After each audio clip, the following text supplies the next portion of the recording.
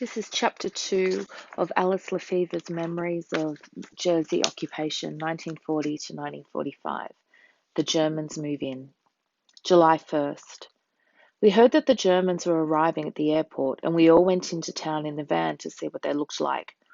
We were expecting to see the dregs of Hitler's army, little weeds, we thought, but in fact they were tough-looking soldiers, bristling with hand grenades in their jackboots, with folding bicycles on their backs. We stood grim-faced and silent in the parade facing our centre path, along with crowds of islanders. The parade, where my brother and I had played as children, was swarming with soldiers. We saw a friend of ours, Joe Tierney, who took out a packet of cigarettes and offered to the Germans. He said to Jack, "Oh, they only chaps like us."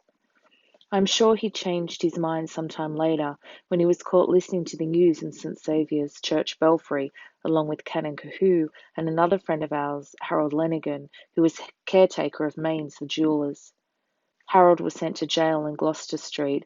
Canon Cahoon and Joe Tierney were sent to prison in France and never returned.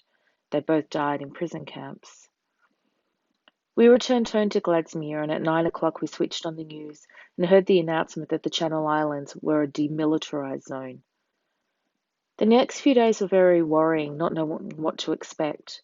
We thought the Germans might search the houses, and so in panic I got rid of souvenirs of the First World War, especially one of which I was very fond. It was about 10 inches high and was a china pig in the effigy of Kaiser Bill in full military regalia, with his hands holding his pockets inside out.